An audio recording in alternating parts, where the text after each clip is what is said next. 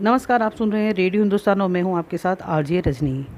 आज है शनिवार और धर्मगंगा में हम जानेंगे कि किस तरह शनिदेव का जन्म हुआ और किस तरह से उनकी नज़र टेढ़ी हुई।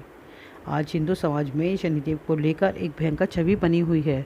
उनके नाम से ही लोग सहमने लग जाते हैं।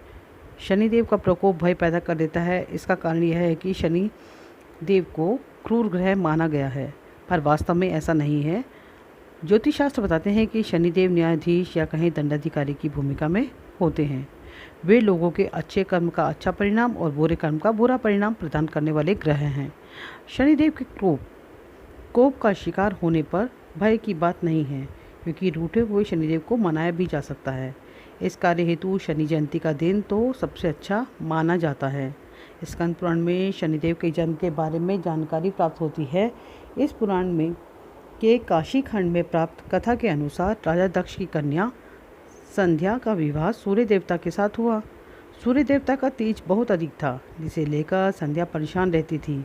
वे सोचा करती थी कि किसी तरह तापादी से सूर्य की अग्नि को कम करना होगा। जैसे जैसे दिन बीतते गए, संध्या के गर्भ से वेवस्व, मनु, यमराज और यमुना 3 संतानों ने जन्म लिया। संज्ञा अब भी सूर्यदेव के तेज से घबराती थी। फिर एक दिन उन्होंने निर्णय लिया कि वे तपस्या का सूर्यदेव के तेज को कम करेंगी, लेकिन बच्चों के पालन और सूर्यदेव को इसकी भनक ना लगे, इसके लिए उन्होंने युक्ति निकाली। उन्होंने अपने तप से अपनी हमशक्ल को पैदा किया, जिसका नाम स्वर्णा रखा। संध्या ने बच्चों और सूर्यदेव की जिम्मेदारी अपनी छाया स्वर्णा को दे दी और कहा कि अब मेरी जगह तुम सूर्यदेव की सेवा और बच्चों का पालन करते हुए नारी धर्म का पालन करोगी, लेकिन यह राज सिर्फ तुम्हारे और मेरे बीच ही बना रहना चाहिए। अब संध्या वहाँ से चलकर पिता के घर पहुँची और परेशानी बताई, तो पिता ने डांट फटकार कर लगाते हुए वापस भेज दिया।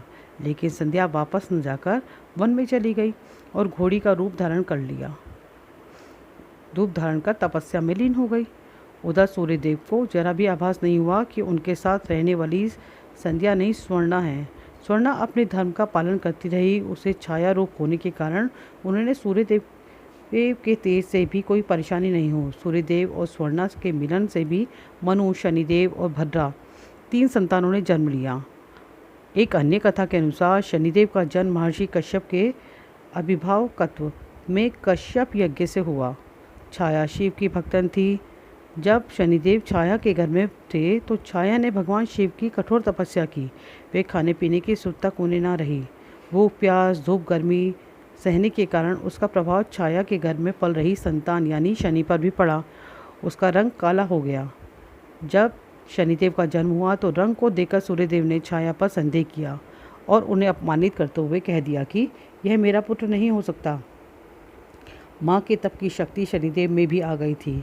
उन्होंने क्रोधित होकर अपने पिता सूर्यदेव को देखा तो सूर्यदेव बिल्कुल काले हो गए। उनके घोड़ों की चाल रुक गई। परेशान होकर सूर्यदेव को भगवान शिव की शरण लेनी पड़ी। इसके बाद भगवान शिव ने सूर्यदेव को उनकी गलती का एहसास कराया। सूर्यदेव अपने किए का पश्चाताप करने लगे और अपनी गलती के लिए क्षमा याचना की। इस पर फिर से अपना असली रूप वापस मिल गया। लेकिन पिता पुत्र का संबंध जो एक बार खराब हुआ तो फिर न सुधरा। आज भी शनिदेव को अपना पिता सूर्य का विद्रोही माना जाता है। इस कथा में शनिदेव के गुस्से का कारण सामने आया कि माता के अपमान के कारण शनिदेव क्रोधित हुए, लेकिन वही ब्रह्म पुराण के अनुसार शनिदेव भगवान श्री कृष्ण के परम भक्त थे। जब शनिदेव जवान हुए तो चित्ररथ की कन्या से इनका विवाह हुआ। शनिदेव की पत्नी सती, साध्वी और परम तेजस्वी थी, लेकिन शनिदेव भगवान श्री कृष्ण की भक्ति में इतना लीन रहते थे कि अपनी पत्नी को उन्होंने जैसे भुला ही दिया था। एक रात ऋतु स्नान कर संतान प्राप्ति की इच्छा लिए वह शनि के पास आई, लेकिन शनिदेव हमेशा की तरह भक्ति में लीन थे। वे प्रतिज्ञा कर के थक गई और उनका ऋतुकाल निष्फल हो गया। आवेश में आकर उन्होंने शनिदेव को श्राप दे दिया कि जिस पर भी उनकी नज़र पड़ेगी वह नष्ट हो जाएगा। ध्यान टूटने पर शनिदेव की पत्नी को मनाने की कोशिश की, फिर भी अपनी गलती का एहसास हुआ, लेकिन तीर कमान से छूट चुका था जो वापस नहीं आ सकता था। अपनी श्राप के प्रतिकार की ताकत उनमें नहीं थी, इसलिए शनि देवता अपना सिर नीचा करके रहने लगे। तो मित्रों, ये थी शनिदेव के जन्म और उनकी टेढ़ी नज़र की कथा। अगले अंक में अगले शनिवार को हम शनिदेव को लेकर अपनी चर्चा और बढ़ाएंगे। तब तक दीजिए अनुमति। बोलते रहिए जय श्री राम, करते रहिए सारे काम और सुनते रहिए रेडियो हिंदुस्तान। किंतु याद रखिए, पानी बचाइए, सबको सिखाइए, पेड़ लगाइए, सबको सिखाइए। नमस्कार।